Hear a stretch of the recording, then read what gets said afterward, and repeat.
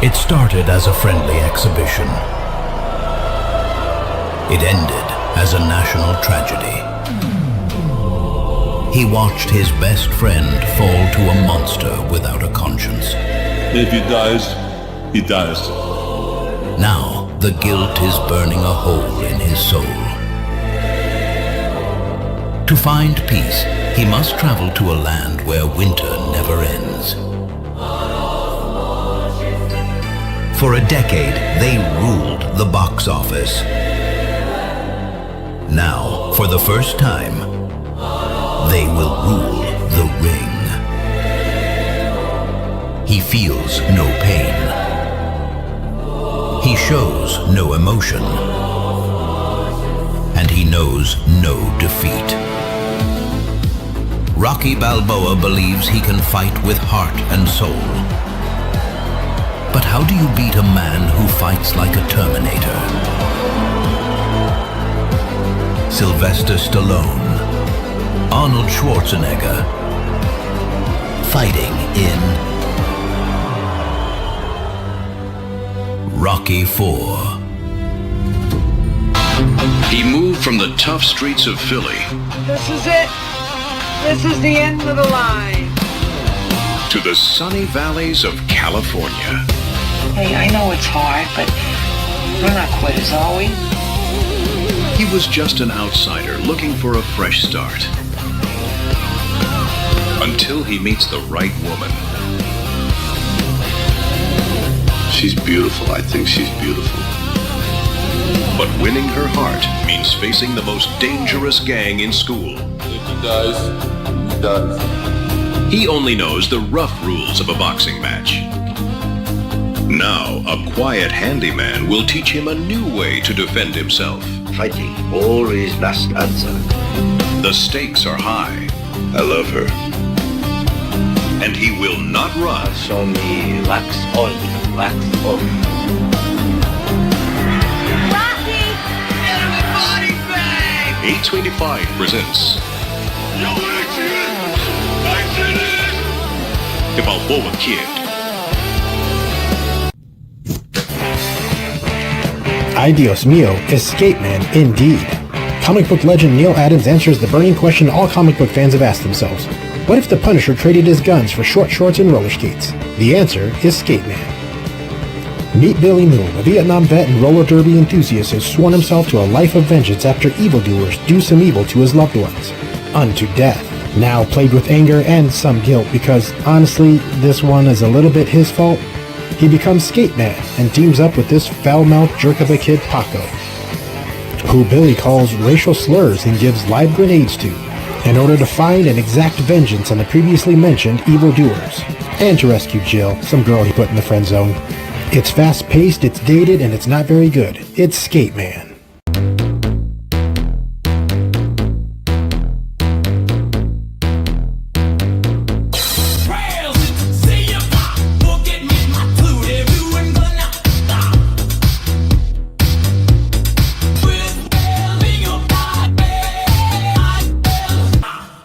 Religion for 500, please. The answer is denomination founded by a group of Oxford University students led by John Wesley.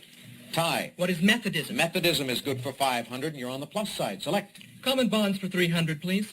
Adolescent radioactive black belt hamsters, DN agents, the Fantastic Four. What are comic book characters or groups? Mr. Connery. Move. No. Well, that's the sound your mother made last night. And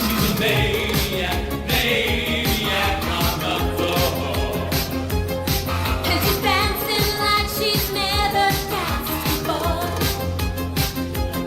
She's a maniac, maniac on the floor. And she's dancing like she's never danced before.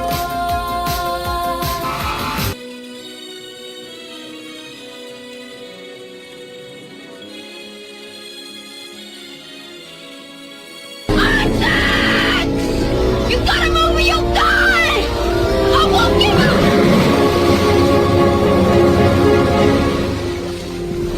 Oh wow, that could have been really bad. Yay! Never-ending happiness! Mr. Frodo, why don't we just take the Eagle straight to Mount Doom? That actually makes sense.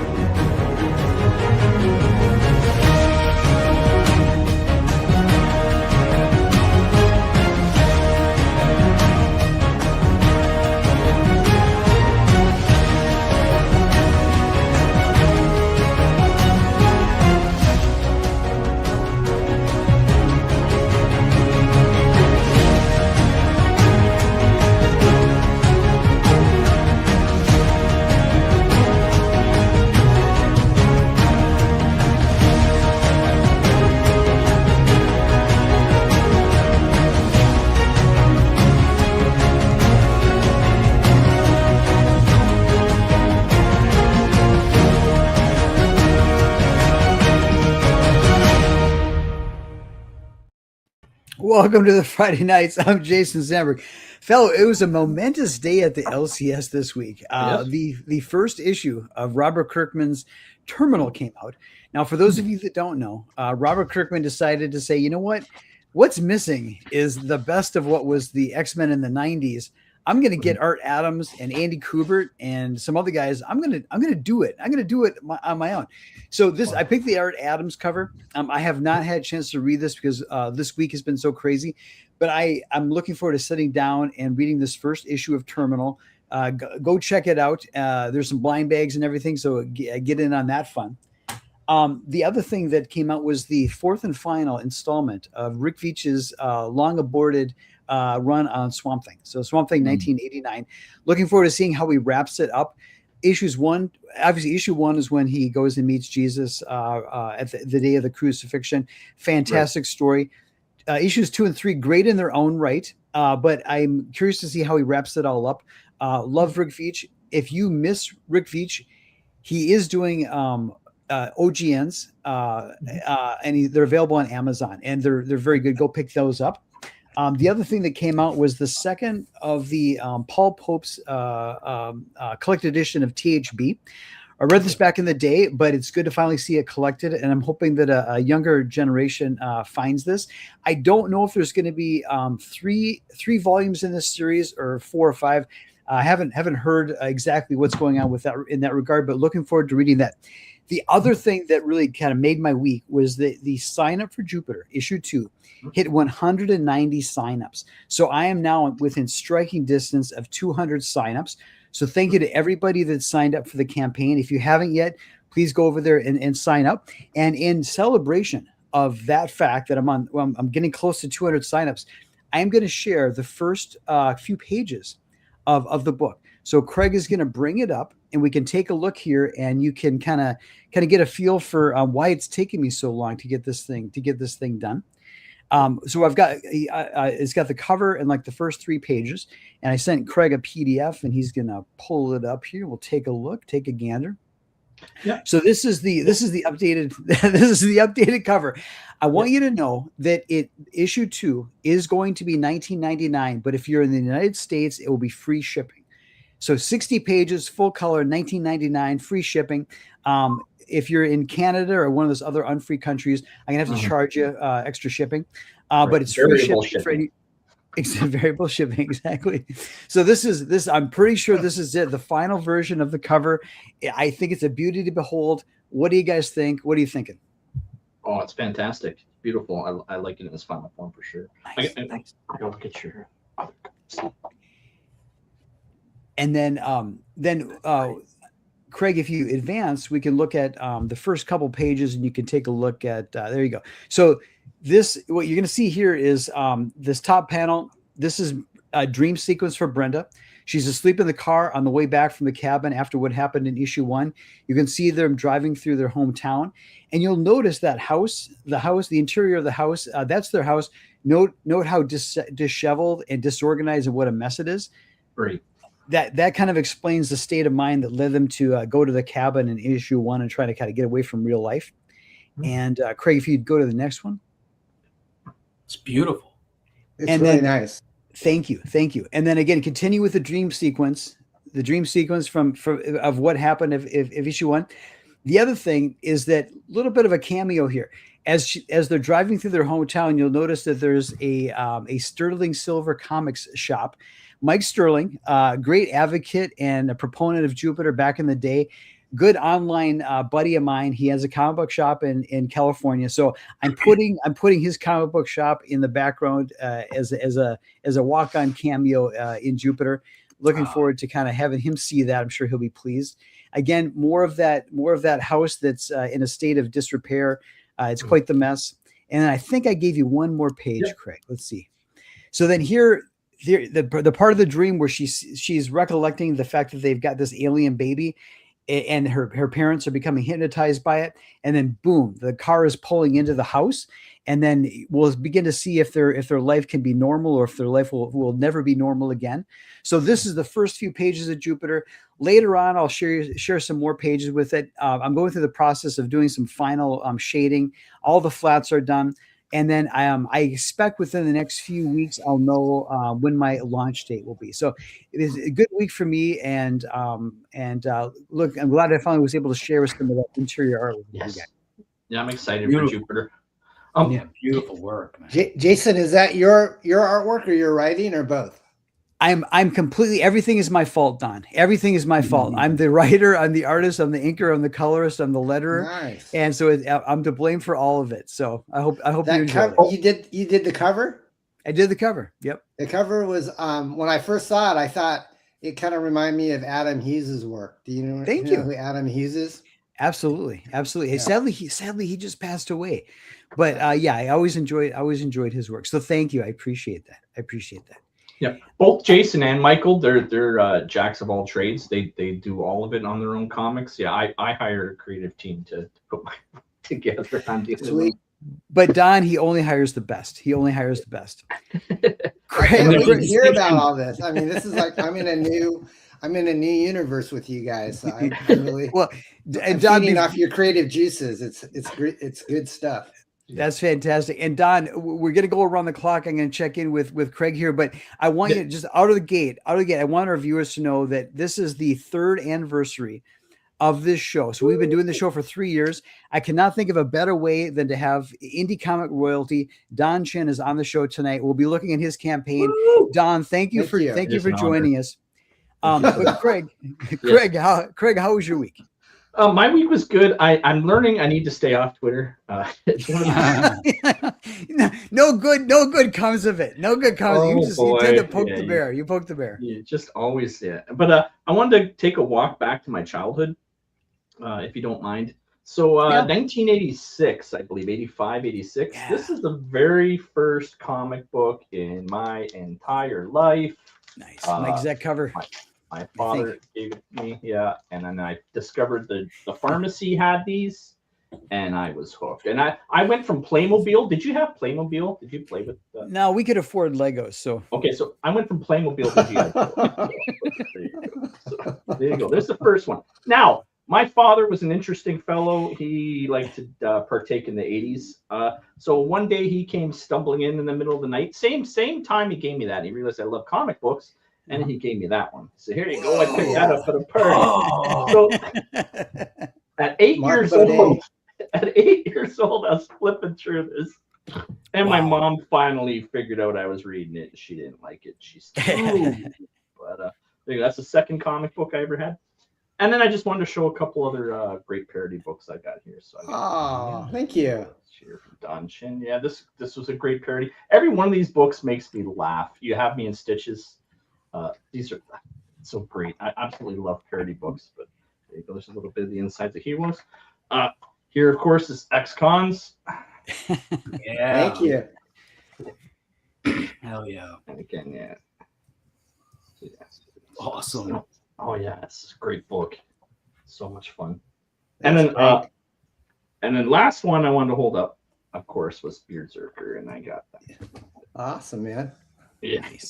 Thank you for supporting. Yes, absolutely. And thank you for coming on our show. This is such a great book. I don't know if Jason or Michael, if you've had a chance, but I have not, but it looks amazing. Yes.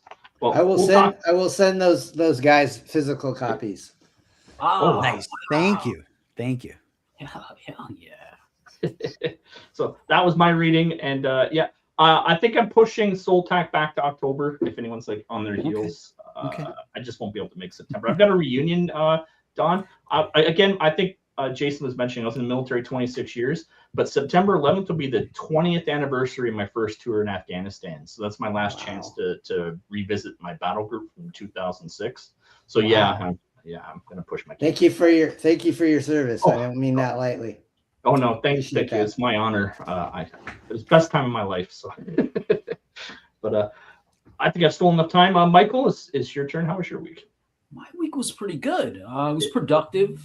Again, it's so nice not having those internet tech issues like I used to have. So I always look forward to the show, but now I look forward to it that much more. By the way, those intros spoke to my soul. Like I enjoyed them so much. It really, it was the Rocky we needed, you know. Yeah. Did you guys create any of those, or did you just kind of grab some of them from the? I'm like a pirate, so I'll grab stuff, I'll alter stuff, I'll take some sound, music. So I stitch a 6-minute and 20-second intro every week and a 6-minute and 20-second outro. So that's my real only limitation. I haven't seen a lot of those memes that you sent, but it had to be cosmic, because my wife sent me the Maniac video just earlier this week. Every time that shows up in my feed, I have to watch it. Oh yeah. I definitely borrow from the week. Yeah, I do. Whatever's hot, whatever's trending. Yeah. And the Chuck Norris one, I mean, the ones with he's just kicking everybody out, those are great. So Don, to some extent, Craig is the cultural time capsule. So he is scouring the internet, finding the best of the best. Sometimes we send him stuff. We're like, you got to put this in, but he's just finding stuff and he's curating it. And then it's all kind of in one place. So if God forbid the nuke goes off, we know that all the best of the internet is with Craig on his hard drive. And then the other thing is that on New Year's Day, he'll sometimes run like a 24-hour feed where he'll just play everything that he's built over the past year or two. And I'll just sit there and kind of have it on in the background and chime in. So Craig, not only is he doing it for the show, he's doing it as a service to mankind. He is. Really is. That's great. I just watched Disclosure Day, and I kind of feel like what Craig has more important.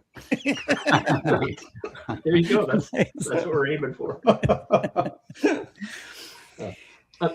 So is there any artwork or anything you wanted to show, Michael? Is there anything on Twitter? No, I haven't been able to. I've been busy. I've been sharing some of the inks I've been doing for my comic. Pressure's on. I got to get these pages done. So I was mostly doing that. Dude, before I forget, I can't believe you held up that Miami Mice comic, because when I was a wee one on the Jersey Shore boardwalk, I won a Miami Mice like picture frame with those two characters. Wow. Cool. Yeah, dude. And I had no idea there was a comic. Oh, so really? You're like blowing my mind. Right. It's Mark Baudet, Von Baudet's son. Wow. And he just mass produced these, and he just like dumped them off in every city like he could, and just flooded the market as best as he could, like true indie. See, I was just a Miami Vice fan, and I love parodies and satires. So when I saw that on the boardwalk, I was like, I need to win that. Well, now Mike, there's that comic. Besides that, there's also a Hamster Vice. So you're just going down the rabbit hole. That's awesome.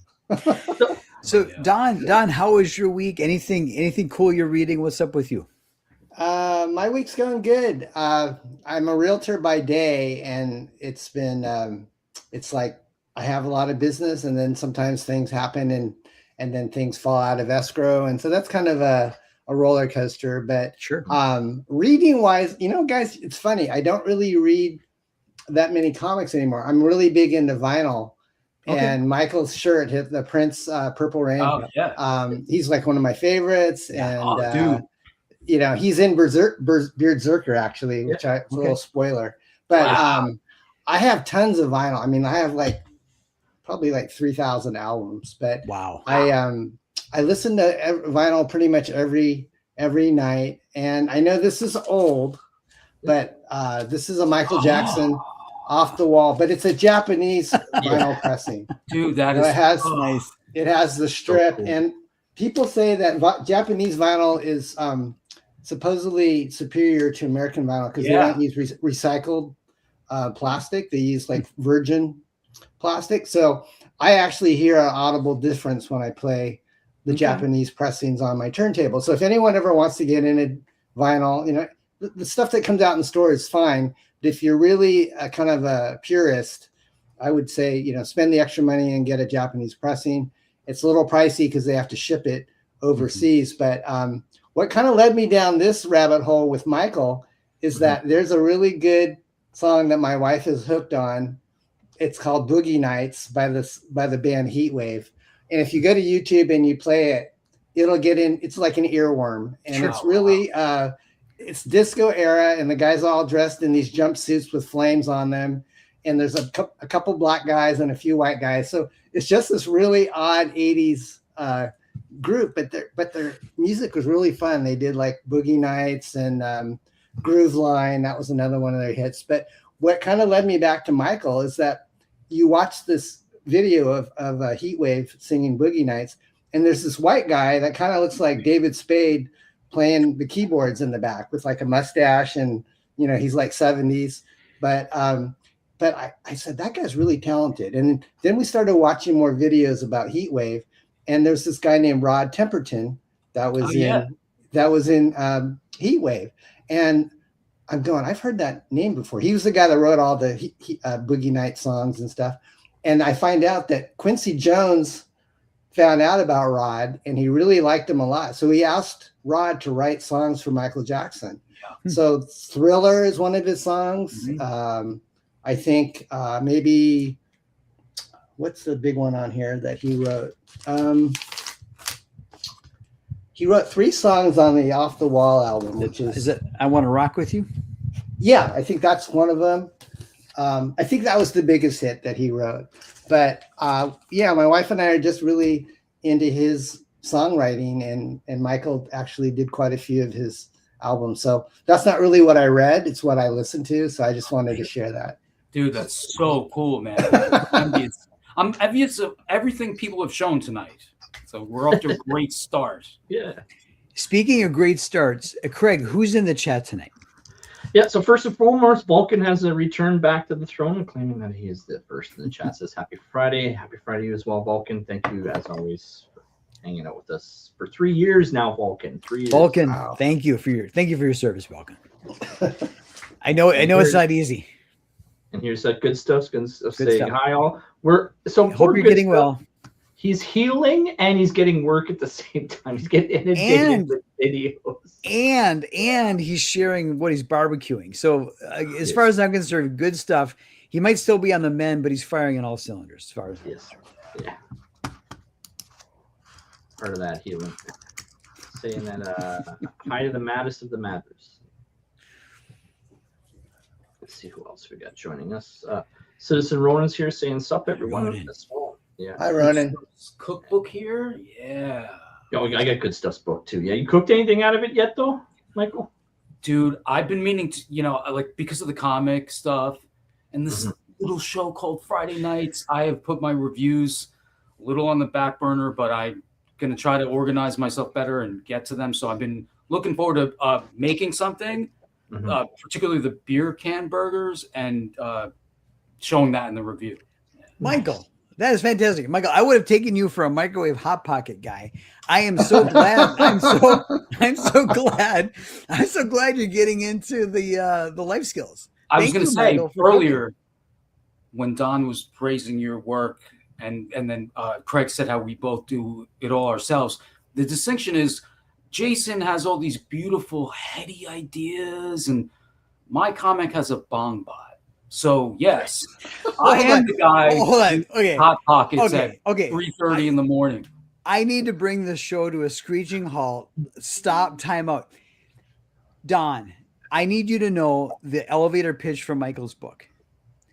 In Michael's book, there's this young girl scientist, and her roommate takes out like a second mortgage on her lab, and it goes into foreclosure. So in order to get her laboratory back, her like Reed Richards laboratory back, she enrolls in a like a science Olympics, and she has to bring to bear all of her different scientific wizardry, gadgetry, and potions to try to win a sequence of events on like a reality show. So Don, Michael here, Michael here is pure comics, pure comics. His book is called Cool It. I like coming out soon. I like it. Yeah, she's not a girl boss, so she has to, if she faces guys, she has to bring the science to help her, Sweet. Yeah. Even the playing field. That's right. Yeah. Here's Mrs. Radio Stories now says, hi, everyone. Hello as well. Thank you so much for hanging out with us. Hell yeah. I forgot my sunglasses. If I would have known that was the style, I would have brought some sunglasses. This is a life hack so that we can watch the chat and watch the buttons, and people don't think we're not listening to it. It's just a life hack. Okay, got it. They make me do all the readings, so I'm unfortunately can't. Oh, look that's at the that. thing. I got to take them off when we do the stories because I can't see. So. BA's joining us. Good evening, BA. Good to see you. So you guys have been doing this for 3 years, every Friday night. Craig hasn't gotten sick of me yet. Wow. 3 years. How did you two meet? So what happened is I was on the Telepathic Bunny show, and he was having Wi-Fi problems, and Craig was the co-host. So while Telepathic Bunny was continually rebooting his computer, Craig's like, "Hey, I'm thinking of putting together a team." And I go, "Tell me more." And he goes, I want to do a show for comic creators, but I don't want it to be a shill stream, and I don't want it to be a drama stream. And I said, you mean you want to do like you want to treat it like we're like a late night talk show where people celebrities come on, we yuck it up, we do fake news, and then we try to sell the soap. And he goes, that's exactly what I'm talking about, Jason. And I said, I'm in. So that's how Craig and I met, and the rest is history. It's a great format. I mean, I like it a lot. I think it's wise. Thank you. Yeah. Speaking of old acquaintances, they're always friends. Always Fresh is joining us as well. He made the Oscars for us, and I've known Always Fresh. Oh boy, 2002. Sweet. What, 24 years? And Can I see the Oscar again up close? Wow. And it is 2025 best podcast. Wow, that's cool. And I see you guys like Doritos. I just had some tortilla chips with my dinner tonight. Here's a question for you, Don. Are you a nacho cheese or a Cool Ranch person? Nacho cheese. Sorry. Yeah. We'll allow it. Your grandfathered in, Don. Yeah, I grew up. They didn't have it in Cool Ranch in the 80s. There's a guy in the chat. I don't know if Hojo, are you still in the chat? Let us know if you're still in the chat, Hojo. There he is. Legend Don Shin. We are not worthy. I miss him so much. So Don, this is Hojo. He does a book called The Mythicals. I know Hojo. He's a great guy.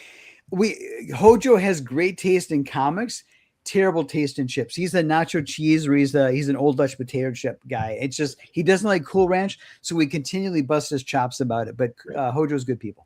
Our rivalry is Doritos. I take Cool Ranch. I mean, taco was kind of too spicy and salty for me. Well, Canada is so backwards. Here, look how crazy we are. How do you even make sense of that? Ketchup. I would try it. Try it. Don, what I tell Craig is that a ketchup chip is basically what they would come up with as an idea in North Korea. That's the North Korean idea of a snack food is a ketchup chip. Am I wrong? I went over to Japan and they have all the they're like seafood flavored over there. Yeah, very popular. I will do Japan once in my life. There's a couple things on my bucket list. And I have to walk in the footsteps of Miyamoto Musashi. The Battle of Sekigahara, and I gotta do it once in my life. It was fun.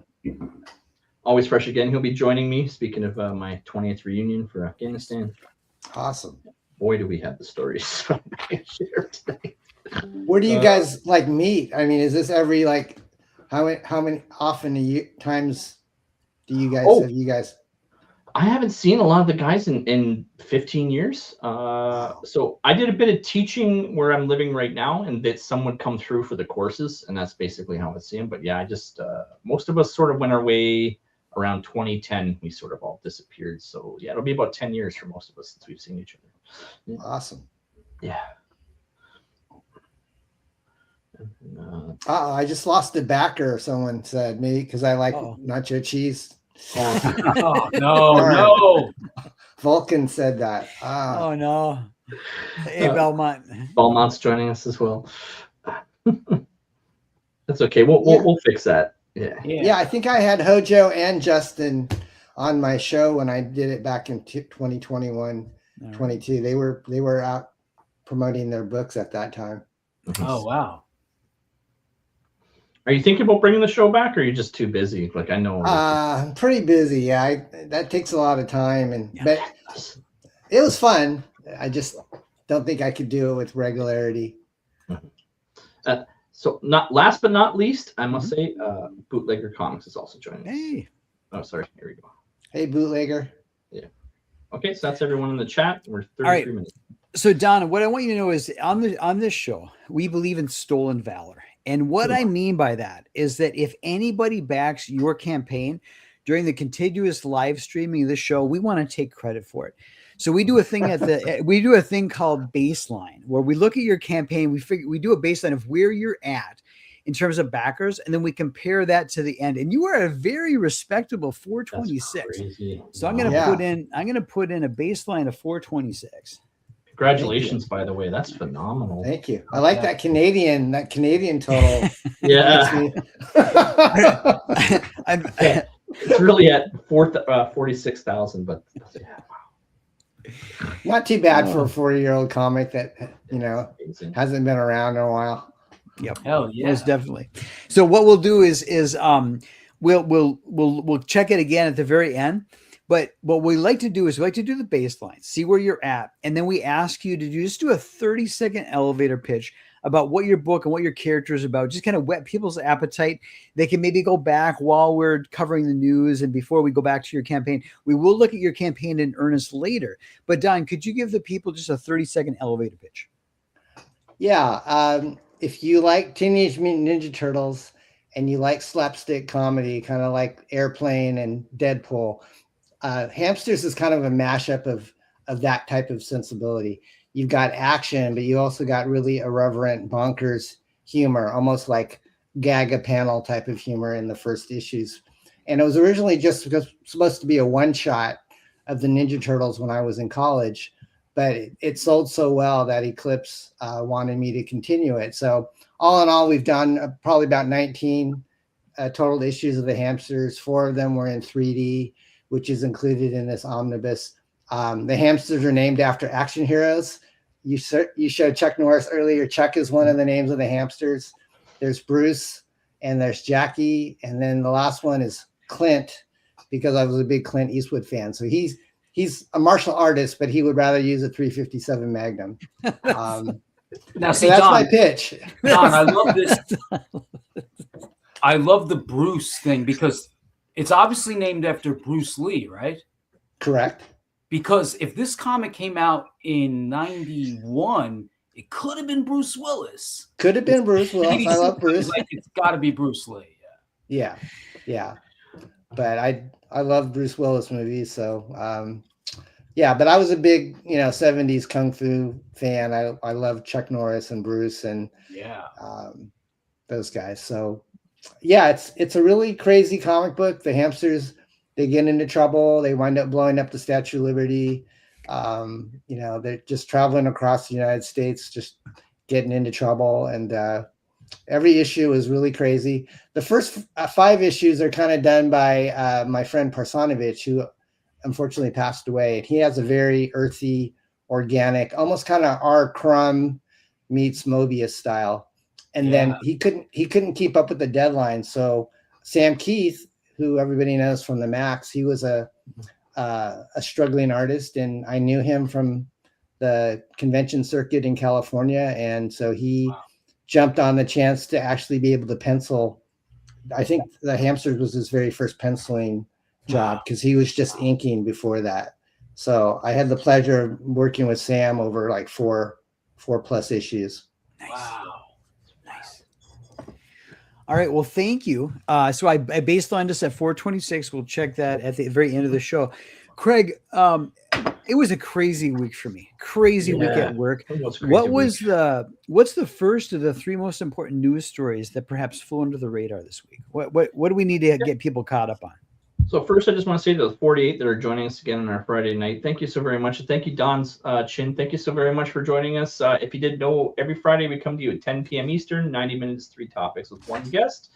Our first topic for this evening comes to you from New York Post. So we knew this was coming, right? New York school to introduce the first humanoid robot in a U.S. classroom and vows Sally will never replace teachers. I have so many questions on this. How does everyone feel about this? I love it so much. Don, what could possibly go wrong? Right. Well, I saw the movie Companion. I don't know if you guys saw that. Yes, right. It kind of reminded me of that. And I think there was another one called, it was the Sci-Fi Channel show, but it had Gemma Chan from the UK. She's really pretty. I think she was maybe in Eternals, but this robot kind of reminds me of her. And I don't know. I mean, this little black kid looks like he's infatuated already. So I'm not sure. Michael. Sally seems like she's going to be inappropriate. I was wondering if that's why they were bringing her in, was because there's been too many incidents of inappropriate teachers. Michael, I'm asking you. Michael, I'm asking for a friend. Michael, who when someone says robot, I think electronics. Question, is she washable? Well, she better be after I visit that classroom. I'm the guest, the comic creator guest of the day. It's going to be terrible. Oh my gosh! Kids are gonna spray paint her face, and it's gonna get horrible. Oh boy. So Craig, how do you think the New York taxpayers feel about? Not only are they overburdened with taxes, not only do they have these crazy municipal bonds, not only do they have to get these bloated educational bureaucracies and these overpaid, underperforming teachers. Now they've got to pay for robots. At what point are the taxpayers in New York gonna revolt, Craig? Well, I don't know. They just voted in like a socialist, so I think they seem to be okay with just wasting millions of dollars on, unicorns and rainbows. Don, should a robot teacher be allowed to grade papers?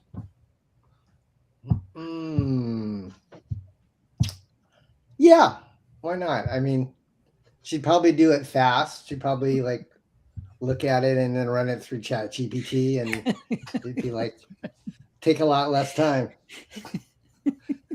Or actually, she could run it through ChatGPT to make sure the students aren't, plagiarizing somebody else. I heard something interesting the other day.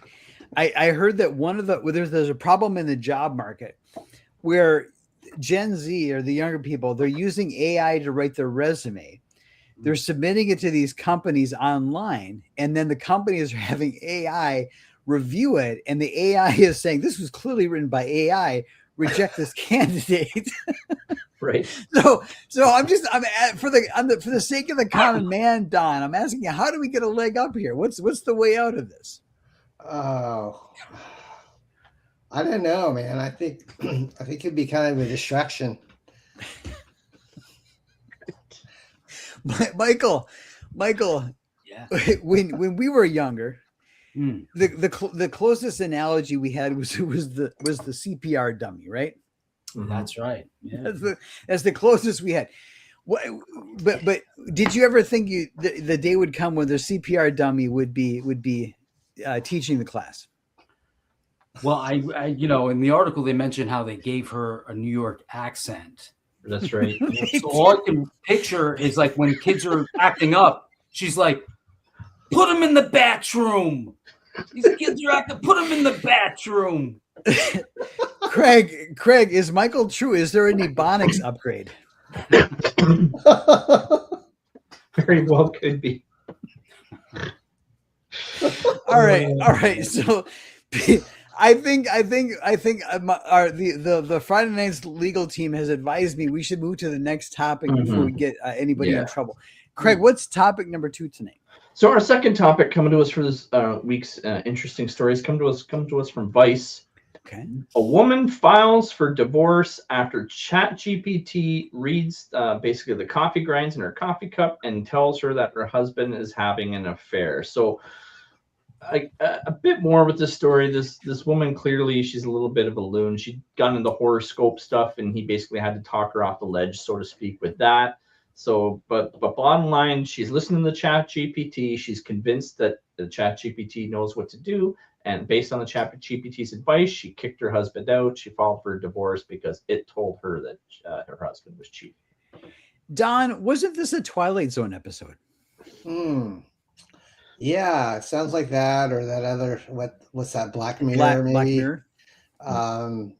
Yeah, I've even heard of people like, I saw this video of this Asian woman who was marrying like an AI computer, like a guy was just holding the keyboard, and she was having a ceremony like she was marrying. So it's pretty crazy out there. This doesn't surprise me. Don, you're in the world of real estate and all that kind of stuff. Help us out. If you marry an AI and the AI divorces you, do you have to pay alimony? I don't think so. No. What about splitting of assets? Do you have to give half the house to the AI? You can still murder an AI and get away with it, so you're good there. Yeah, you're making me think beyond what I'm usually used to thinking right now. Welcome to the Friday Nights, Don. Michael, I can put you on the spot. Yeah. How crazy is it that we live in an age of electrons and scientific hardware, and yet some people are behaving like ancient Greeks, looking at the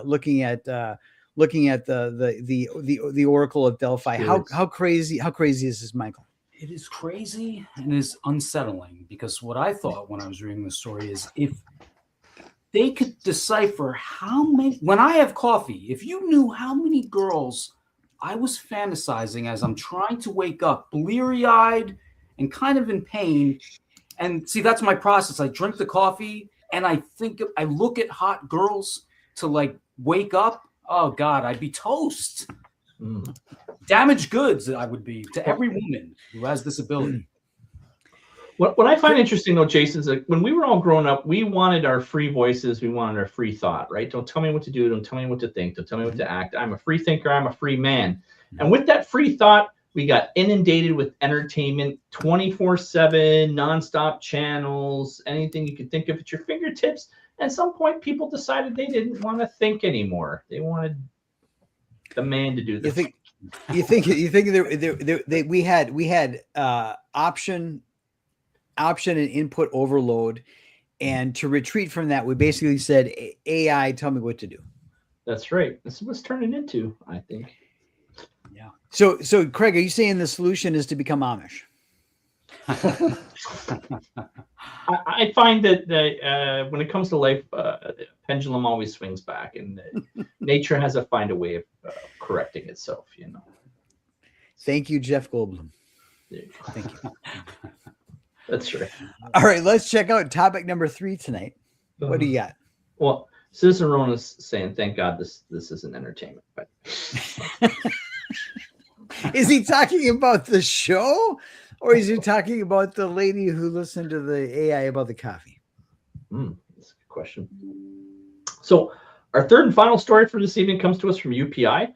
And this is an interesting one. So they finally had the world's longest foosball debuts in Brooklyn. And I had the measurement on this. It was crazy insane. But when it was all done, they eventually broke all the tables up and they donated them. So it went to a good cause after they broke the record.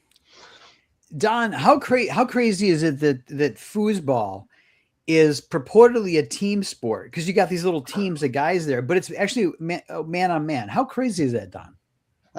I love me some foosball. I used to go to the pizza parlor and play foosball, and when I saw this preview of the story, it just made me think of those young, carefree, youthful days of going playing pinball machines and foosball. You had to put a coin in there, and they would give you like certain balls, and then the balls would, after you scored, they would retract into the little receptacle. But I would love to play this. It sounds like fun. Oh yeah. Craig Crenshaw's in the chat. Do you want to bring him up? He doesn't realize we played his Skate Man review. I know. Oh, Skate Man's awesome, man. That's classic. So that Don, have you did the review? Yeah. Have you run into Crenshaw before? He's got a channel called Once Was Cool. He did the Skate Man review.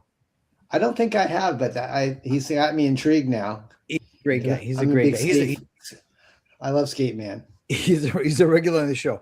Crenshaw, you weren't here, but I did comment when Craig was playing your review. I did comment that Neil Adams drew that one blindfolded. And then Sheldon's in the chat. Oh, sorry. I was trying to pull up Crenshaw's. Sheldon. Hey, if Once Was Cool is such a Skate Man knowledge base. Once Was Cool. Were there two different versions of Skate Man? One without him saying something, and one with? Because I think he said like jerk hole on one, and then there was another one where I didn't think he had any caption at all. And I'm not sure. There was the direct market version and the newsstand Skate Man, is what you're saying. Okay, that's probably what it was then. Maybe it was. Michael, one thing I noticed about foosball is guys hit a point where they get really intense with foosball. They get really aggressive. Unlike pinball. Pinball, it's different. It's a different tactile experience, different mentality. Michael, what is it about foosball? Are you a foosball guy? What do you think? Now that you mention it, I'm way more of a pinball guy. But when I saw that a tequila company, which I'm partaking in as we speak, was holding this, I was like, that makes sense, because I would need copious amounts of tequila to handle all these angry foosball fellas. Well, what I always find with this, so they've got people lined up on this table on both sides, right?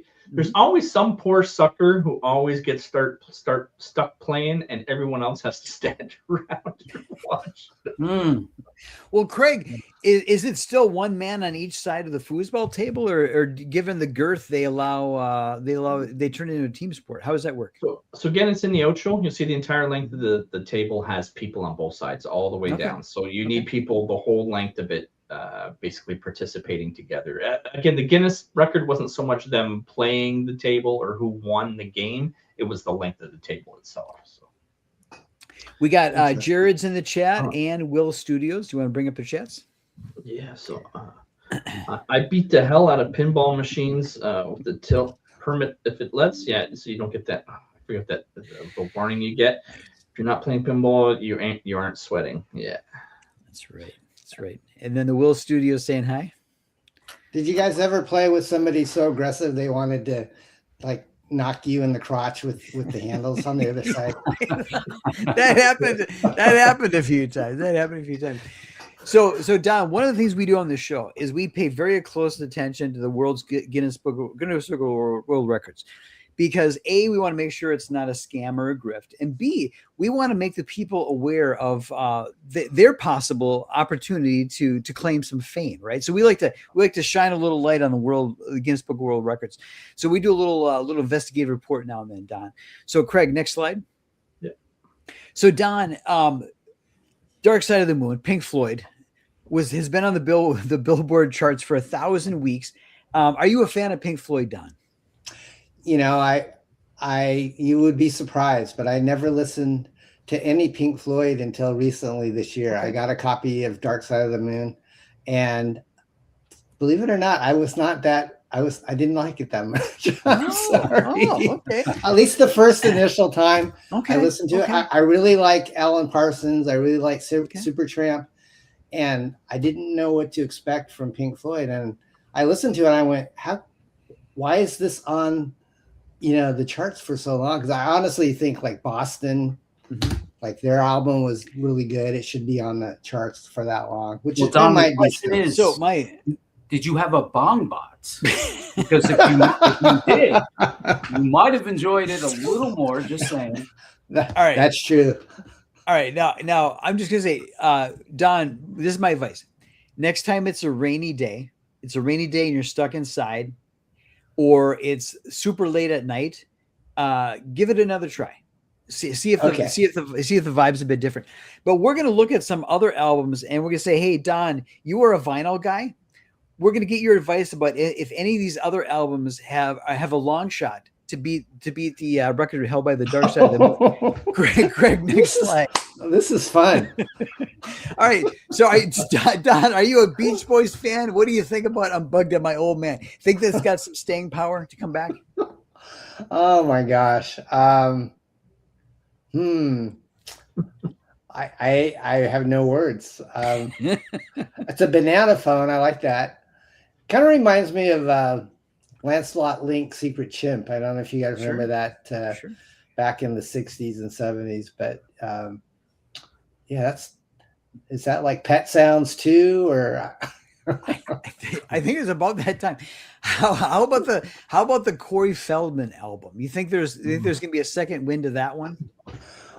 Angelic to the Core. Yeah, it's very intriguing. Yeah, he's trying. I give him an A for effort. Not sure what he's trying to do, but yeah, he's trying. Oh my gosh. You're going to laugh because I had that disco train, Donny Osmond. Did you? I sold it. Wow. Did you? He sells really well. There's still an aging group of fans that like Donny. All right. That's a real album. That is a real album. Yeah, well, we don't do fake stuff on the Friday nights. This is all. We are not fake news on the Friday nights. This is all real stuff. How about Little Flips? Are you a rapper? Are you like rap fan? You like rap? Little Flips? Some. I don't even know who Little Flip is. I was going to say, there's no way that is real, right? Because I simultaneously love and hate it at the same time. I love it and I hate it. Well, Michael, I know what I'm getting you for Christmas. Yes. All right, let's see, Craig. Let's take a second. Look at what's going on with the chat here. The chat's hopping. Well, first off, Citizen Rowan saying don't listen to Jason. I'm sure it's also letting us know God only knows what I'd do without your filthy paws. That's great. It's a madhouse, Don. It's a madhouse. Yeah. I like this group. Next slide. Yeah, next slide. All right, Don. This is really a niche category. How fast can a Gen Z person make a rotary dial phone call? Don, how fast do you think they can do it, Don? What do you think? Oh man. I mean, just like for the first time ever trying. Yeah, and Don, part of it is they can't use their iPhone to watch a YouTube video on how to dial a Gen Z call. Do you have a video that follows this, or is this the question? I don't know if we do it, but just off the top of your head, just being a people person and watching people and watching this younger generation, how long do you think it would take them to figure it out, Don? Oh man. I'm saying 10 minutes. 10 minutes. I don't know. That's respectable. Yeah. All right, Craig, next slide. Yeah, I don't think they figure it out. I don't think. I was going to say, let me say, no, they don't figure it out. They get their twin fingers stuck in the things, and then blame the patriarchy for all of it. That's right. Yeah. Well, funny enough, this younger generation that has this strange affection for state-run industry and socialism. They don't know that the phone company was once a monopoly. Okay, so Don, this is the world's smallest arcade game. Do you think you could play this? What do you think? Yes, I'm a gamer through and through. This be no problem. Nice. I have little hands. Michael, could you do this? Could you do this, or would you just give up in frustration? I would never give up trying to play this because I'm foolish and stubborn and I love golden age arcade games. So I would stress myself out and pass out before I stop playing this. So one of the stereotypes, one of the cliches about gamers is they're just sitting there in their little comfy chair all day. They're not moving. They're not getting exercise. So there is a solution. It is the world's largest arcade game. Craig, next slide. All right, check this out, guys. A, do you think you could play this? And B, how good of a workout would this have to be? I definitely prefer this to the tiny one because at least I can see the screen. Yeah. Don, how much trouble would you be in with the wife if you brought this home? She actually might enjoy it. She plays with me sometimes. So, what happens when you get the electric bill? Well, we have solar. So okay, all right, you're in the clear. We're set up. You're all good. This just feels obsolete, though, Jason. Like they're coming out with like Xbox TVs now and stuff, where you don't even need the console anymore. Yeah. Wow. Cool. All right. Let's check the next one. All right. We don't know what this is, Don. We've got no idea if this is even a sport, but this is the fastest, whatever this is. Do you think you could take these guys? Do you think you could beat these guys? We don't know what this is, but yeah, it looks like toilet carts. Yeah, I'm all up for this stuff. It looks like fun, just as long as they haven't been used. Michael, is this a contact sport? It could be. You can reach in the bowl. I'm just really disappointed that at first I thought we might see the appearance of the mini kit that has been showing up on a lot of the Friday night shows, and now I'm just so heartbroken that it's not. Michael, if I give you the mini kit car every week, it's going to lose its charm and novelty. So Don, I've got this picture of a small little car that's the Knight Rider kit car, and I've got Johnny Depp in it, and I occasionally share it on the show, and it always makes Michael's week, but I can't give it to him every week. Can't give it to him. I know. Yeah, I get it. Citizen Roland's asking, put a basket on it. I'll drive it down the grocery store down the street. I'm right there with you. Crenshaw's asking if these things are gas powered. Yes. Oh man, that is so good. Sheldon's got it's called battle shits. That's what Don, the chat is funnier than we are. Yes. That's why we do the show, is so the chat makes us laugh. Craig, what's the next one? Yeah. All right, now this is kind of novel. So this guy has the world record for the biggest collection of hair from famous people. Don, what's this guy? How does it go for this guy on the first date? What do you think?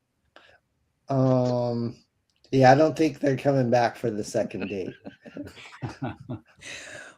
Michael, is this a date? If the date's going bad, do you think he just like kind of walks up and like snip? We don't know where that hair came from. But Michael, is this a genius move? Because it doesn't take up that much space. I mean, 115 different samples of hair. It fits on the bookshelf. Is this actually a genius move, Michael?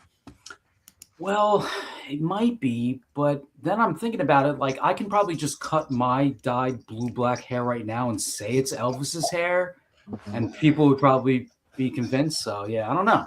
Maybe genius, maybe not. Okay, what's that? What? No, really? Let me. I've just been handed this by our legal team.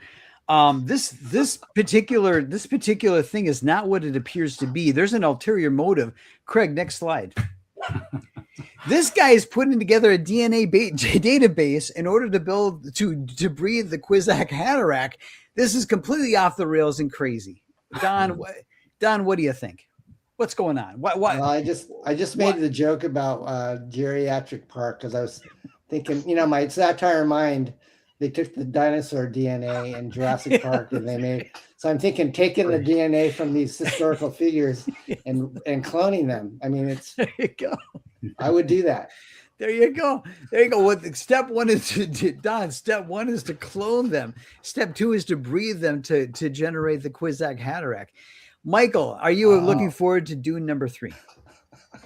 To Dune 3. Yeah, well, apparently we're getting Doomsday with Dune number 3 going head to head against Doomsday. So I'm more in the Doomsday camp, but yeah, I want to see Dune 3. Michael, Craig, if they actually generated the Kwisatz Haderach and it was this guy here in the T-shirt, would it all be for naught? I don't know. I just think it's gross. I mean, I don't know why you would want to collect a bunch of hair. And then not only that, what are you supposed to do with it? You're supposed to hand that off to somebody afterwards. How do you authenticate it? It's just nuts. But I wanted to mention someone who's joining us. Courtney jumped in our chat. So what's up? Hi, Courtney. Yeah. All right, let's check the next one, Craig. All right, Don, how do you remember when planking? Don, do you remember when planking was a big thing? What's the longest you ever saw anybody plank, Don? That I've ever seen anyone plank? I don't think I ever really watched anyone plank. I just tried to do it myself. And I think I worked up to like, I think I worked up to like over 5 minutes. Whoa, nice. Wow. That's fantastic. That is fantastic. How about you? That's core strength. I can do push-ups but I don't have the core strength to plank. Michael, have you ever been able to plank? Yes. When I was younger and crazier and arguably dumber, I got up to almost 20 minutes. Wow. Yeah. You sweat like crazy, huh? When you're doing that. Shaking. Yeah. But now I can do maybe 6. Yeah. That's all right. That's respectable. Yeah. Old age kills. Wait, what? No, seriously? No. Oh my God. I've just been handed this by the Friday Night's legal team. I have to apologize. This is not somebody planking. This is somebody on meth. I apologize. I apologize. I'm sorry. Craig, next one. Pardon that I haven't done. Oh, this is the last one. That's the last one. Okay. Don, that was the Friday Night's Investigative Report deep dive. We're now going to take a look at your campaign. Okay. That was fun. Cool. You guys know how to have a good time. We try. Jason, you're a natural host. Oh, thank you. Oh yeah, I'm a natural co-host. I do my best to keep things juggling. So to answer both Citizen Ronin and Alt Balkan's team, our legal team is based on the budget for the show, and it has zero revenue. So do our best. Yeah. Okay, so here's your campaign. I didn't record the video because I figured you're here rather than listen to the video. We're so honored to have you here, Don. Thank you. So I'll toggle through the campaign if anyone has any questions, and then if there's anything you want to stop on or anything, but the floor is yours. Oh, thank you. Yeah.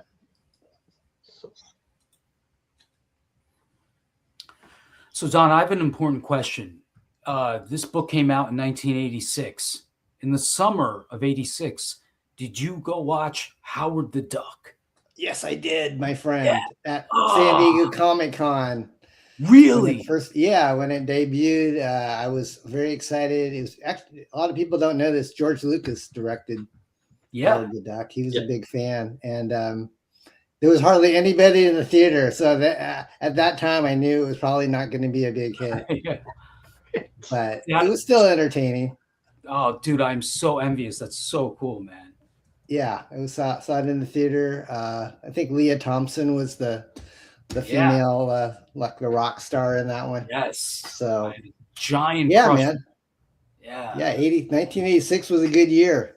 Mm-hmm. Yeah. Top Gun, Karate Kid Part 2, Aliens. Oh, God. So many questions. I'm actually wearing that shirt right now today, the one that nice. you're showing on there. So I only had the one that I have on right here, which is, you can see it on my chest, but I found it in storage, and it's from 1986. I still can fit in it. It didn't fade too bad. But after I started doing the promo videos for the Hamsters 40th, people were saying, "Oh, I love that shirt. Where can I get one?" And I told Dynamite, people asking for this shirt, do you think you might be able to offer that? So we found a really good high-res file of it, and they duplicated it for the campaign. Nice. So people can pick it up in any size, and it's the Adolescent Radioactive Black Belt Hamps Tour 86. And basically back in that day, after the Hamsters hit and kind of became an unexpected phenomenon, me and Parsonovich did a multi-city California tour all the way down the West Coast. So we, went to San Francisco, Los Angeles, and this was the shirt that we did to commemorate that tour. Was that tour in 86? Yep. Oh, dude, that's so cool. Yeah.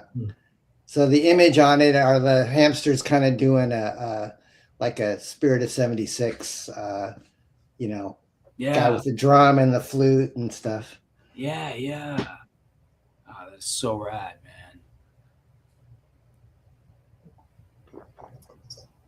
So the book, go ahead, guys. So given that it came out in 86, like I'm assuming you were working on it through a decent amount of 85. Yeah, that's a good question. Never thought about that, Michael. It came out in 86, so you're right. I probably was working on it in 85, but I was going to college, and I had a comic book store that I was running on the side. And so back then, indies weren't really that prevalent. I mean, there were companies like Eclipse and Pacific, and Dark Horse was just starting. And I was getting the Comic Book Buyer's Guide, which was the only thing that dealers had back in the day to kind of stay in touch and buy, back issues and stuff. We didn't have the internet. So this buyer's guide would come out every week, and you would read it and you would see what's hot. And I saw people talking about this Teenage Mutant Ninja Turtles comic book. And so I got some into my store, and they sold out really fast. And I read them, and I thought, this is really fun. This is really gritty and different. And then I just thought, well, what if someone kind of took it one step further? And that's how I came up with the Hamsters during a college lecture that I was kind of bored and doodling. And so I went to my friend Parsonovich and I said, I have this story idea for the Hamsters, which is a parody of the Turtles. And I kind of took a riff on the Fantastic Four origin, whereas the Turtles were Daredevil. Yep. And so the Hamsters get shot up into space because they meet at the UN and they can't decide between the Sex Pistols, the Hamsters, or Billy Carter, who was Jimmy Carter's kind of dunce brother. With the so, so they send 4 Polish hamsters up to defeat this cosmic jello that's going to suffocate the earth. And that's how they become heroes. They sacrifice themselves, their ship blows up, and their bodies get catapulted to Tibet, which is where they train for like their childhood to become these black belt hamsters. Dude, I love that so much because like 86 was a little before my time in terms of like, you know, comics. I got into like Transformers and like mainstream stuff. So I would go to my corner store and that's what would be on the shelves. But I remember hearing about the Hamsters like years later, obviously like around the time Turtles blew up. And so it's so cool to hear these stories from back then. I love those. I love that era. I wish I was your age, like in that era. Thank you, man. Well, I think you'll enjoy this. You know, it's really trippy stuff. It's kind of undergroundy. You know, a lot of the jokes aren't too PC these days. Yeah, but it's okay. I mean, you know, it was fun and I had a really good time doing it. I mean, I can't believe when they came back to me this year and they said, you know, it's been 40 years since you've done the Hamsters and we want to do an omnibus. I was thinking, oh, cool. You know, maybe a cool trade paperback. And they're going, no, we want to make it like 2 volumes. One's like 400 pages. The other one's like 300 pages. I'm going to do the 3D issues. We're going to remaster the artwork. We're going to put in bonus material and we'll do slipcases and hardcovers. And I just went, wow, this is really a nice, you know, treatment of the franchise. Yeah. So I am curious. I've got it up right now, by the way. So yeah, it's what, $35 each, I think, US for volume 1 and $35 for volume 2. Yeah, for the soft covers, I think they start around 35, and then if you want to get the package deals, probably like 105 for a hardcover set. But I'm just gonna. So I don't know if you. So with volume 2, it says it's got the 3D pages. Does it also come with 3D glasses to? Yes. Oh, okay. Awesome. Yeah, it'll come with glasses. And have you guys ever seen a 3D comic book before? Oh yeah. No. In fact, I was a huge fan of Eclipse Comics 3D version of Scott McCloud's Destroy. That was, oh, I'm sorry, Destroy. That's right. Yeah. Yep. That was awesome. Did you get like the big oversized one? Was that I've got the big oversized full color, and I think that if memory serves, the 3D was regular comic book size. I don't have it anymore. I wish I hadn't sold it. But yeah, I think that was one of my favorite. I mean, there was 3D comics kind of they always make they resurface every like 15 years and they go, you know, they kind of come and go. The Grant Morrison's Superman, who was it? Grant Morrison did a 2-issue Superman story for Final Crisis. That was a really good 3D comic. But I think my favorite was the Scott McCloud Destroy of all the 3D comics I've come across. But this is great that they're going all out and doing the 3D reprint of this and the glasses. I think that's fantastic. I think that 3D, when it's line art, I think it actually pops more than a color comic or photos and things like that. This looks very exciting. You need to have some space for 3D to really pop like that. So yeah. Was Morrison's color or black and white? It was color. It was color. Yep. It's a lost art because Ray Zone was the guy that did most of those separations back in the 80s, and he passed away like pretty long time ago. So I looked online. I'm going, who offers 3D separations these days? And there's hardly anybody. So I don't know how one would go about doing that, but I think with computers and stuff, you probably could do it, you know, probably easier than he could back in the day. Cause I think he had to do things manually with cutting things and yeah. Doing the different layers of stuff. My comic is going to have 1 page 3D, and I'm going to include the red and blue glasses. Just really? Oh, really? Dude. It involves, unsurprisingly, boobs. So. That's the one area of Kickstarter I haven't seen yet is 3D sexy books. Someone's got to do it. So the Hamsters is it's supposed to come out in January. There's still late pledges available, so you can get anything in the original campaign still. If you want just the black and white ones, I'd get volume 1, but if you want the 3D, then get volume 2, or just get the whole thing. There's 4 stretch goals that have already been reached, so trading cards are included. Nice. Oh, there we go. Yeah. Hell yeah. Nice. Very cool. So Craig, you said you have read 3D books, or you haven't? I have not. No, this will really? This will be something new for me. Yeah. Okay, cool. So in the chat, Crenshaw says the Madman 3D book is worth checking out. So I'll have to add that to my list. Yeah, I don't know if I had that or not when I was a kid. Actually, now that Crenshaw mentions that. So Don, you're connected to the comic book industry as a retailer, and you're a college student. You get the brain, you get the idea, you get with the artist. Did you only submit it to Eclipse, or did you try other, like, did you try First Comics? Tell us about that little adventure just to get published in the first place. Yeah. Well, I knew that it wasn't going to be anything that Marvel or DC would be interested in. So I knew it was we're going for an alternative publisher. But I had met the people that ran Eclipse at these cons. Okay. And before the internet, that's how you really network, was through going to conventions. So they knew of me because I was doing a fanzine called Overload. And that's where Parsonovich and I first started. It's kind of a combination of like heavy metal meets Mad Magazine. Nice. And so Parsonovich drew the 31 pages on spec. And after I had the whole book done, I made photocopies, and I just kind of shotgun sent them out to different publishers that I thought it would be a good fit for.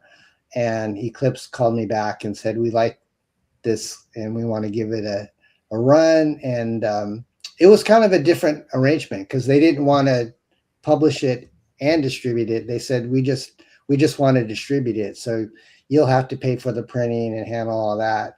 But I got a bigger cut by doing that. So my parents loaned me the money to print, and they were really blown away. I think they were so surprised when the orders came back. It was like 55,000 copies for the first issue by a couple of nobodies that nobody knew. And then it went into a second printing. So I think all told, there's probably like 77,000 copies of the first issue out there. Wow. That's amazing. So that was an exciting time. The black and white, that black and white explosion of the 80s, the indie comic scene in the 80s, and that black and white explosion, just exciting time. So I'm glad you kind of got to be part of that. Yeah. And have all those adventures. That's just fantastic. So cool. I was going to say, I was going through his killer's row of contributors. So for example, you got Moose Ballman in there, Sam De La Rosa, obviously Venom. I was going to mention Kurt Hathaway. He's a letterer. He does the letters on my book for Soul Tax. Does he? Yeah. Kurt and I go way back. He's still lettering. he actually was in we broke the fourth wall a lot in the Hamsters, and in the Clint miniseries, it would have me and Ken Meyer, who was the penciler, and Mike Dragenberg, who went on to co-create Sandman. He inked the 2-issue Clint miniseries, but we would put ourselves in with cameos, and we had Kurt Hathaway in there, and he lettered most of the books that we did. And so Kurt and I go way back, and it was so cool because when we were doing Parody Press, we were parodying like all the Image books, and especially like Rob Liefeld books like Youngblood. And Kurt was kind of working under the table for us. He was working like crazy for Liefeld, but he was taking these side jobs, and he would knock out these logos that were just like spitting images of the image logos, but we would tweak the names, like instead of Spawn, there'd be Yawn. Instead of Youngblood, there was Old Blood. And Kurt's lettering was just like the same as what you'd find in a Liefeld book. Right. So he was really important in having us, have that aesthetic of Image Comics for the reader. And he was continuity. Yeah, he was a great guy to work with, and just I think he's lettered probably more books than anybody I can think of. So Don, to help us understand just how much the Federal Reserve has destroyed the U.S. dollar, Sheldon Martin has a question. To print 55,000 black and white comics in the 80s, he's asking how much did it cost to do that 55,000 unit print run? Do you recall like what the bill was for the first printing of the book? I think it was around 20 something in the 20,000 range. It was like a lot more than I could afford being in college. And then the cover price was like $1.50. And I just remember, getting off the phone with Eclipse and thinking, who am I going to find locally that can publish a black and white comic book? And I found a newspaper publisher, and they did it on newsprint, and we did a 2-color cover. And back then you'd have to do the color separations with like an X-Acto knife and ruby lith, and it's like so tedious and stuff back then. Everything that you can do with the computers now, we had to do manually, like Zipatone, and Kurt's lettering was not digital. He would cut out his word balloons and paste them in. Of course. Old school. All right. And then Courtney says she's got a signed photo of Sam De La Rosa. Really? Yeah, that's awesome. Yeah, Sam is he's looking good still. I think he's at San Diego Con and hawking his Venom books. I got him to venomize my issue 1 of Venom when I met him. So. Oh, nice. Yeah. I'm gonna pull this down if you guys want to ask some quick questions here while I. So Don, this was supposed to be a one-shot. Then the orders come in. So was it Eclipse that came back to you and said we need to do more, or were you like, hey, did you go to Eclipse and say let's do more of these? How did that play out? I think they were just blown away, and obviously it was good money for them as well as myself, and they said there's enough demand here to make this a series, because this book is selling just as well as a lot of our other titles. And so it's kind of a sleeper hit. And, that was my goal in life. I really wanted to be a professional writer. I was shooting for Mad Magazine. I really wanted to be like the movie satire writer for Mad or for Cracked stuff. Yeah. But this was like a good thing to kind of get my feet wet on. So I just said, yeah, let's go ahead and try to do this on a regular basis. But Barsanovich, I think, unfortunately, he wasn't that fast. So he had to kind of bow out after 5 issues because he couldn't keep up bi-monthly or probably even quarterly, because his style was very, very intricate, a lot of cross-hatching. So that's why Sam kind of stepped in.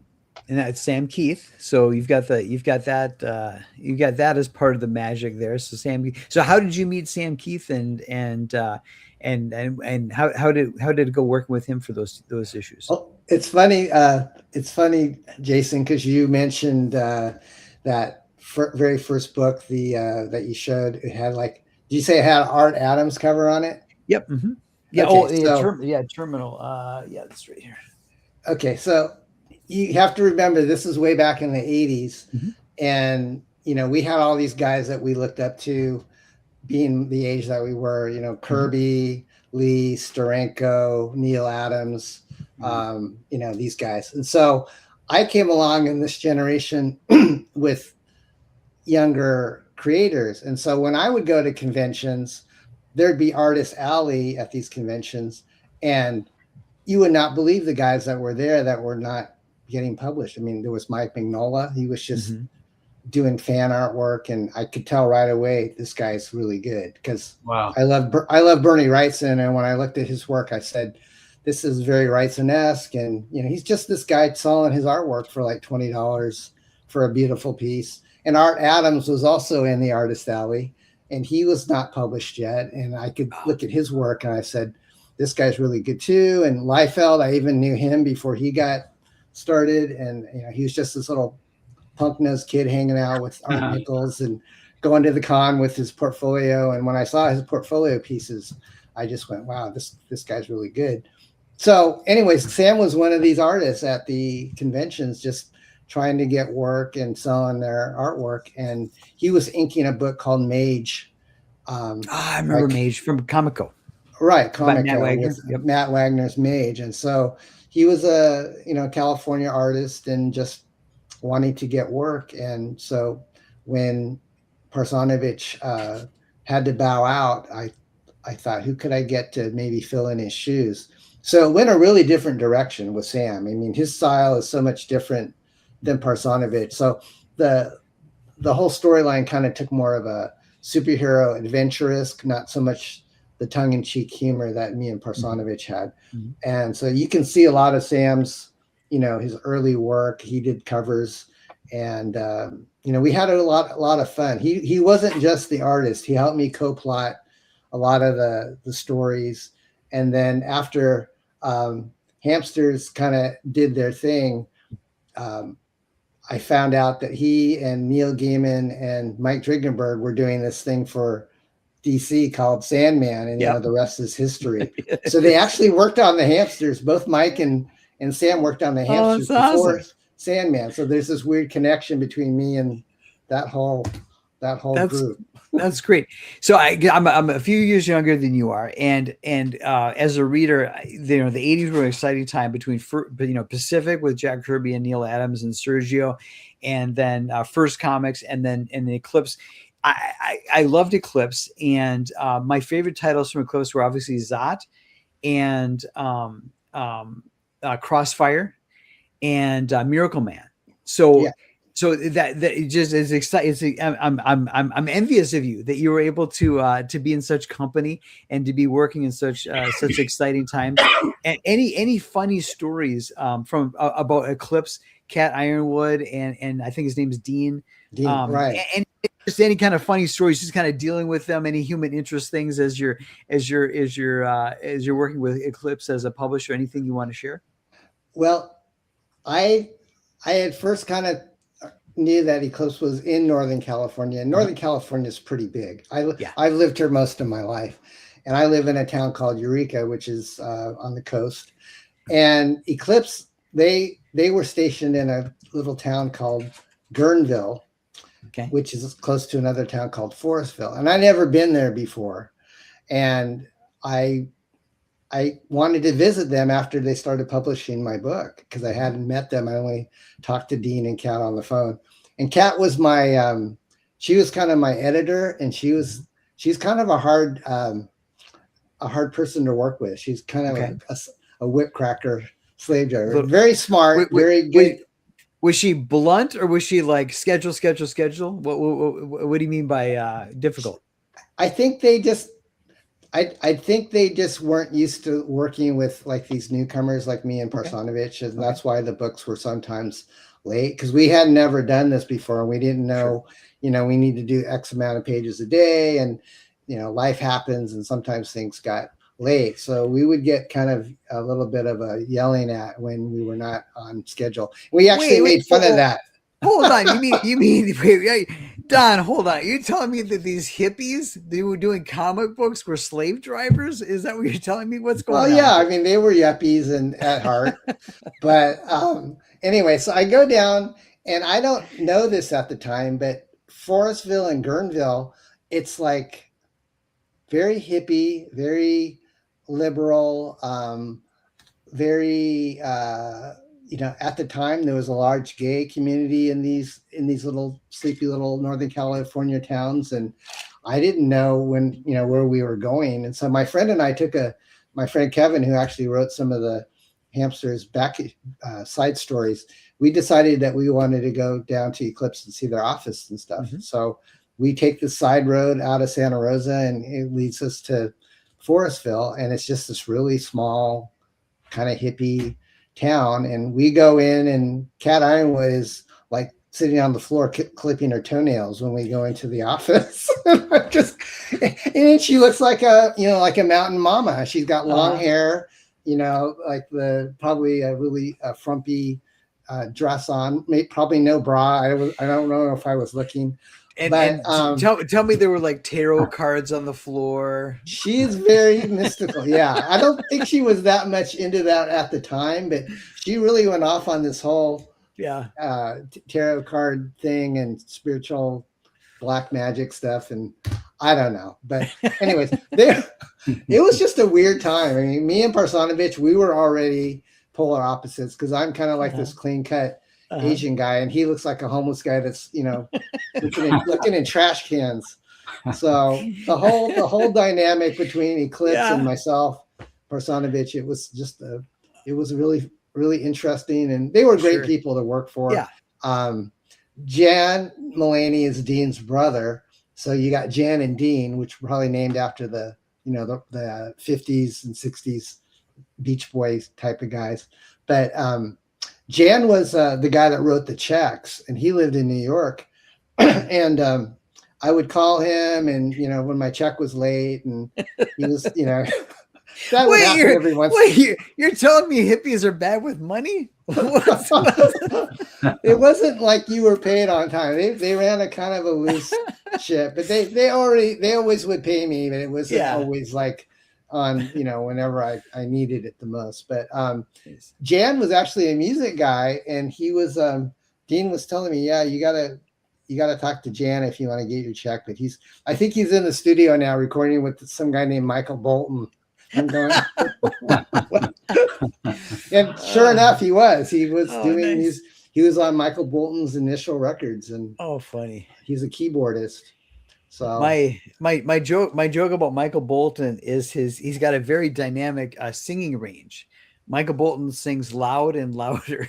Right. Yeah, that's fun. I love the Office Space. Right. Yeah. Should I go through the chat and then let's check it out. So for starters, Courtney's saying, it's Don Chin here tonight. Yeah, great. And then you were mentioning you backed as well. Oh, thank you, Jason. You're welcome. Everyone loves Howard the Duck. Yeah, they do. Yeah. So where do I sign up for Jupiter, Jason? Oh, I'll put the link in the chat, and when you've got time, you can go ahead and sign up. And I'm it will be launching this fall. Don't have an exact date yet. So I'll just put that there, and then you'll be notified when it launches. I appreciate that, Don. Thank you. So You're welcome. Sheldon was asking if you have any intent on revisiting Adolescent, Radioactive, Black Belt Hamsters with any new issues. I would love to, and there's definitely ideas that I have, but it's actually I didn't explain this, but Dynamite owns the property now, so they have the intellectual rights to do whatever they want with it. So I basically made a deal with them, and they bought it out. So they came to me and said, "Can you help us promote this 40th anniversary?" Which I was happy to do, and I told them, if you guys want me to do anything else, just holler. I would love to do maybe another story with Ty Templeton, because I really felt like he did a great job on 3D #1.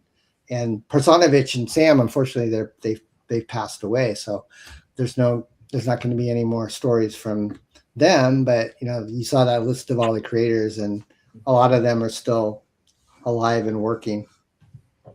Hell yeah. Crenshaw was letting us know that he just picked up Adolescent, Radioactive, Black Belt Hamsters at his local LCS this past week. Awesome. Thank you. And how can I back Mike's book when it comes out? Or is it gonna be a while? Right now it's on Indiegogo. I'm gonna try other platforms. as I'm going, like I'm getting more and more done. So probably by the time I hit Kickstarter, it'll be like almost finished. Okay. But yeah, right now it's on Indiegogo. Wait, I want to support you guys as well. Dude, oh yeah. I need to ask you, you mentioned Mad Magazine, and I realized I'm not certain, but I'm pretty sure I started reading Mad around 86. I remember the Stand By Me parody, other ones like that. So what were the movies that when you got into Mad, like what were the parodies that you remember? Oh, that's a good one. Probably, well, I actually read probably Cracked just as much as Mad, because I really like John Severin's artwork, and he did a lot of the Cracked parodies. But I think back in those days, 70s movies, TV shows, it would have been like, probably Star Wars, Indiana Jones. Some of those. They did a lot of parodies of TV shows like Fall Guy. And All in the Family. Yeah, the Cosby Show, stuff like that. Craig, I gotta get the dog. I'm gonna drop. I'll be right back. Okay. Don't refresh the total till I get back. Okay. So Crenshaw was mentioning that even though he went through the campaign and he backed volume 2 over 300 pages, 3 jokes. He said, heck yes. So thank you, my friend. Thank you, Crenshaw. I like his avatar too. That's kind of cool. Yeah. You guys are really fun. I like your format a lot. It's more it's definitely something I would watch even if I wasn't a guest. So I have to come back and join your chat. Who you having on? I think I saw you having on Mark Polton, one of these upcoming shows. Yeah, Mark Polton's come. When we're done, I promise. What I will do, Don, is I will send you a link for Jason's campaign if you're interested. I'll send you a link for Michael's, and then I'll send you our guest list. Oh yeah, I'm not live right now, but I will be at the end of the year. But thank you. Going through. What you call? Courtney was mentioning what you called it. It sounded like Marin County. Yeah. Yeah, you guys. I kind of sense the Canadian accent. Are you two from Canada? Yes. You and Jason and Craig? No, I'm the only one from Canada. Jason's in Minnesota and Michael's in New Jersey. Yeah. Okay. Nice. Yeah. I'm still on the East Coast though. Yeah. Michael, how did you get hooked up with these guys?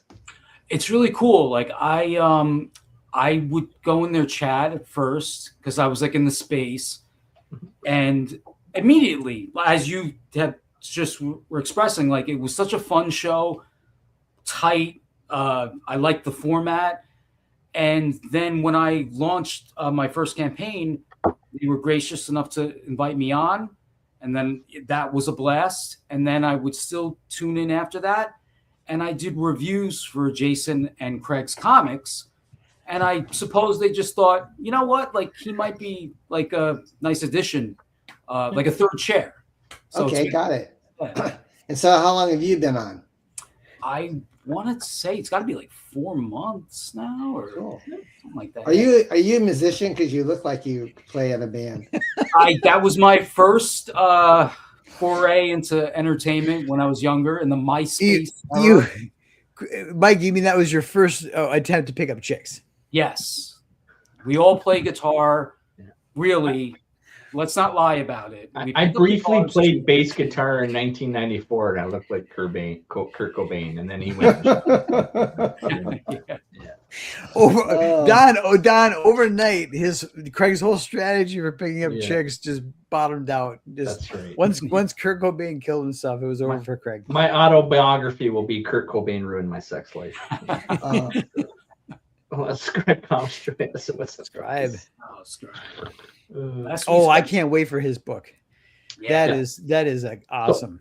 We're at the 1 hour 40-minute mark. I believe we started. What was the total again? 426, I believe. So 426, yeah. So I'm quite happy to say we did. So every night, so for 3 years consistently, Don, we've had 3 or more backers every single Friday for 3 years in a row.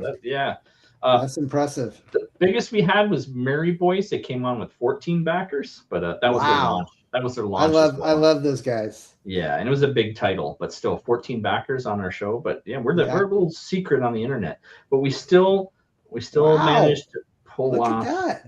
Nice. Look at that. Nice. Yeah, 4:30. Thank you. Yeah, that's awesome. So if they wonder what happened for that bump last night, you can let them know he came on the show. Yeah. I'll send the link to my guys at Dynamite. Maybe they'll send some other guys your way. Yeah, sounds good. And Craig's channel usually gets like 100 views the following, like over the weekend. So you might see some other, an extra little tick up, uptick. So fingers crossed. I have to ask Craig, how did you come up with the nickname Mad Ruth? Okay, so those are both gamer tags. So on Star Wars Galaxies, I was Mad Kadar, and then on the newest one, Star Wars: The Old Republic, I was Ruth the Car. And when I first started coming into this comic space, I didn't realize my YouTube name was Mad Kadar Ruthakar. So I would super chat, and I would watch Dan Fraga and others I'm not even going to try to say your name. So I realized very quickly I better come up. Okay, I got it. Don, I've heard him explain that a dozen times. It still doesn't make any sense to me. but hey, Cole King is in the chat. Yes, nice. Hi, Cole. I mean, yes, right? Yeah, Cole King's going to be coming on September. Yeah. Yep. Sweet. All right. And then Sheldon had a conspiracy theory. I think we need to clear the air here. You scroll up a little bit. I think Sheldon had a conspiracy theory about why I was absent, and I need to dispel this. Jason has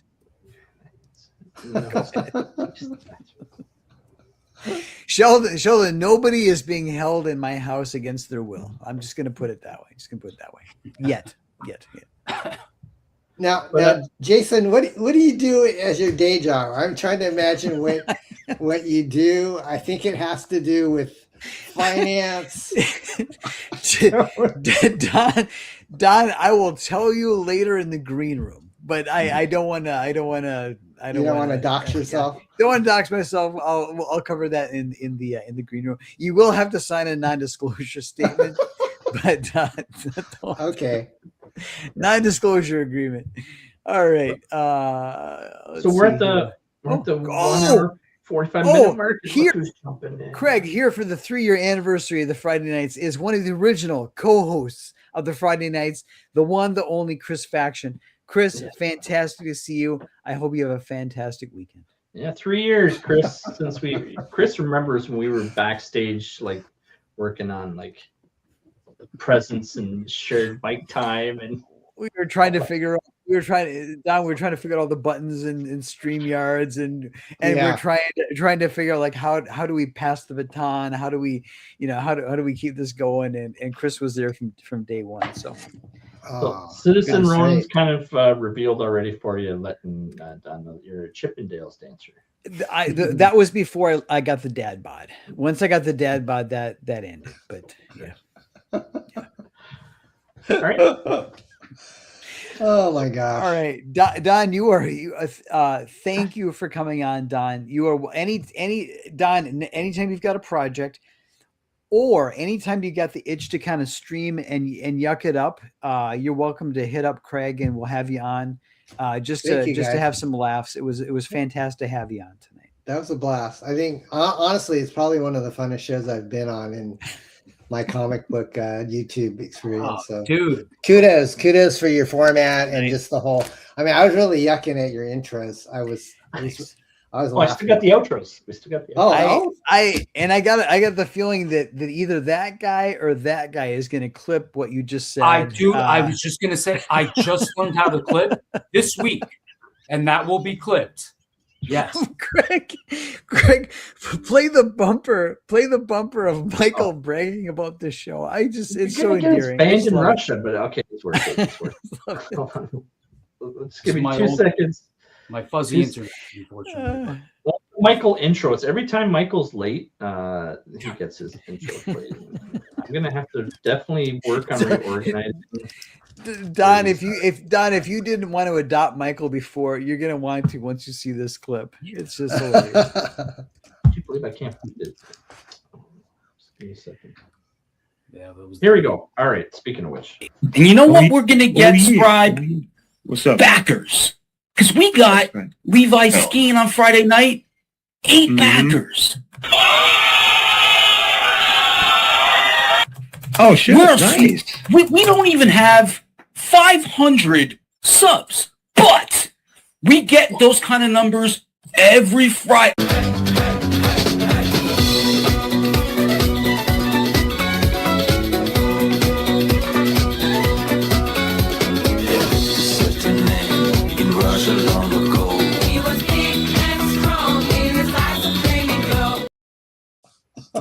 I like to boast a little bit. It's just all in fun. We just have to spread the word.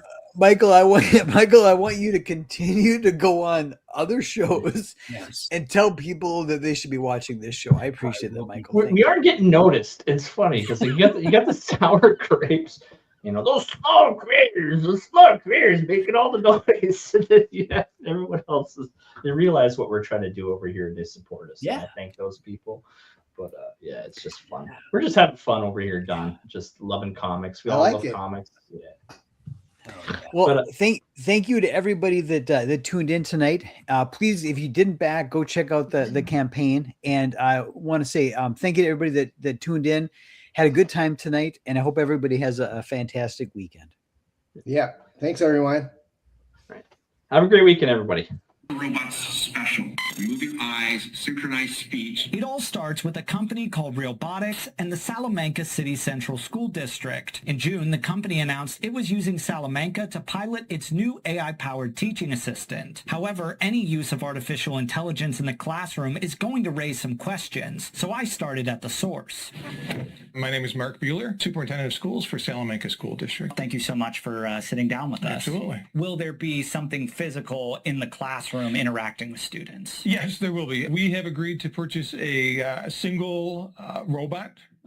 Looks just like the avatar, Sally, that students and staff can interact with to support learning in the classroom. Starting extremely small with juniors and seniors, and Sally will act in many ways sort of as a tutor. Sally doesn't provide an answer. It assists the student in getting to an answer. I think that the artificial intelligence will evolve to the point where they will truly be our friend.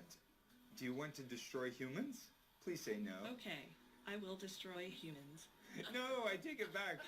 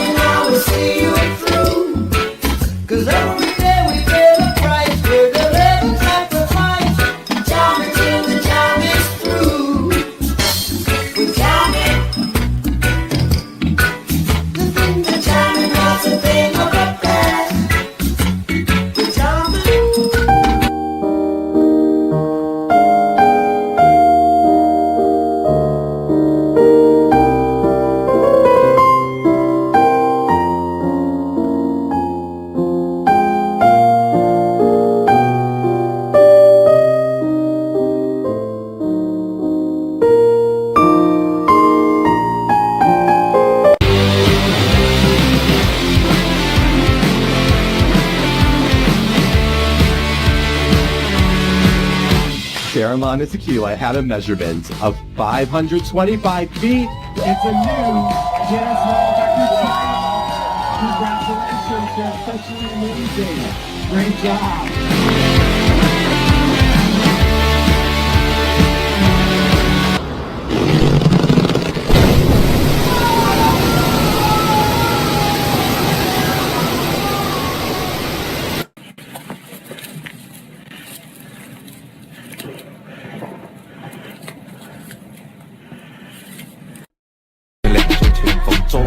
阴一阳之味道，仔细东来。 Imagine knowing that guns exist, but still being into something gay like golf. I say we do a Kinder Egg next. In America, these are banned because American kids are dumb and they just pop the whole thing in their mouth. Oh my god.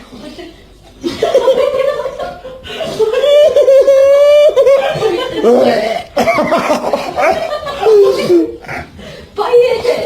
Oh my god. A Greek woman divorced her husband after 12 years of marriage because of what ChatGPT said. This Greek couple had ChatGPT analyze their coffee grounds after drinking coffee, and it determined that the husband was cheating on her, so she filed for divorce. And she took everything ChatGPT said to heart because she told him to leave the house, she let her kids know that they're getting a divorce. They didn't agree to a mutual separation, so she served him with divorce papers 3 days later. Now AI is out here ruining relationships. What else can't AI do for us? Do you have the new book on how to deport illegal immigrants? Get the hell out of here and don't come back! Yep, that's the one. Do you have it in paperback?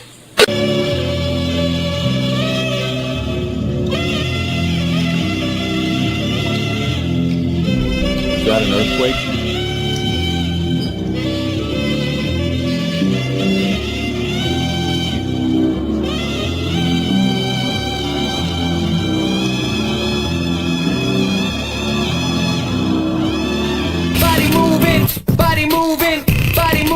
We be body moving, body moving, body moving, body moving, we be body moving, body moving, body moving, body moving, we be body moving.